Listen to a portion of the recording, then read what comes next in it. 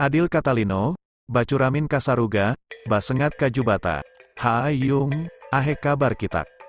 Kali ini kita akan membahas ritual suku Dayak yang syarat akan nuansa sakral, karismatis dan magis. Mangkok Merah. Mangkok Merah merupakan sebuah ritual suku Dayak sebagai sarana komunikasi tradisional masyarakat suku Dayak Kalimantan.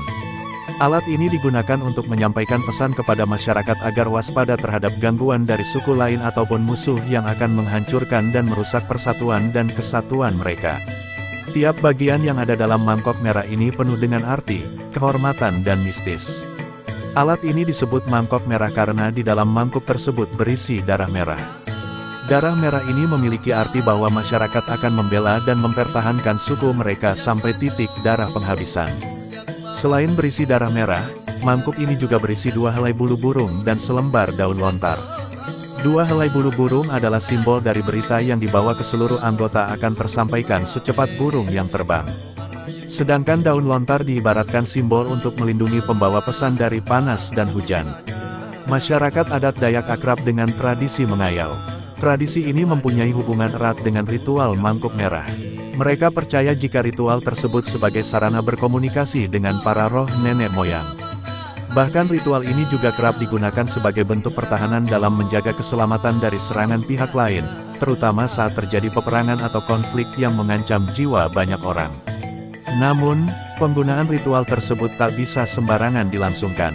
Hanya panglima adat yang dapat memimpin ritual ini, prosesnya meliputi musyawarah hingga pemberangkatan bala. Nantinya panglima adat akan membawa mangkuk merah pada saat matahari terbenam ke Panyugu, sebuah tempat suci yang dianggap keramat. Di sana dirinya akan meminta petunjuk dewa yang diyakini akan dijawab dengan tanda-tanda alam. Mangkuk merah tak bisa lepas dari cairan merah yang ada pada getah jaranang yang dioleskan pada dasar mangkuk bagian dalam. Merah diidentikan dengan darah, karena itu darah harus digunakan sebagai salah satu sesaji dalam ritual mangkuk merah. Masyarakat adat percaya jika ritual mangkuk merah telah dilangsungkan, para dewa dan roh leluhur akan meminjamkan kekuatan magis kepada mereka. Bahkan jika seseorang telah dibawa komando roh dewa, konon akan kebal terhadap senjata. Karena kejadian itulah, akhirnya tercipta sebutan untuk roh yang dipercayai masyarakat adat Dayak sebagai roh dewa atau leluhur yang ikut terlibat dalam peperangan. Terlepas dari peristiwa berdarah, ritual mangkuk merah ternyata memiliki nilai keramat dan karisma yang tinggi. Sehingga hal ini menjadi bukti jika masyarakat adat Dayak masih begitu menjaga erat tradisi mereka.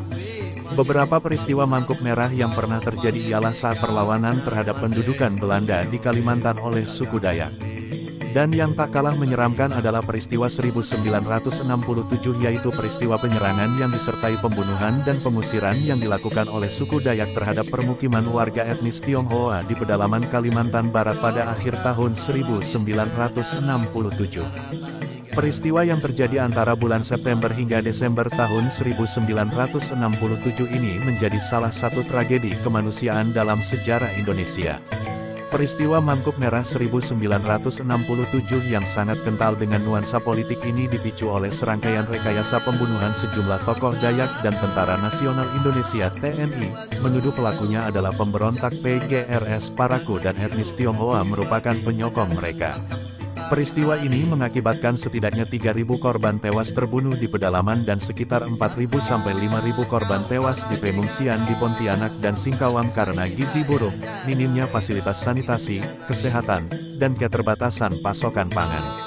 Kemudian juga terjadi pada tahun 1999, perang dan kerusuhan antar etnis Dayak dan Madura di Sambas dan meluas di Kalimantan Barat. Dan terjadi juga pada tahun 2001. Kerusuhan Sampit antara suku Dayak dan etnis Madura di kota Sampit dan meluas di Kalimantan Tengah yang memakan banyak korban jiwa dan pengusiran suku Madura. Dari beberapa hal tersebut hendaklah kita semua bisa lebih saling menghargai keberadaan dan keberagaman budaya kita agar bisa saling menghargai dan menjaga kerukunan serta kenyamanan bersama dengan tetap menghargai kearifan lokal dan penduduk setempat dimanapun kita berada. Karena pada dasarnya suku Dayak sangatlah bisa menerima siapa saja selama bisa saling menghargai dan menjunjung tinggi adat istiadat setempat.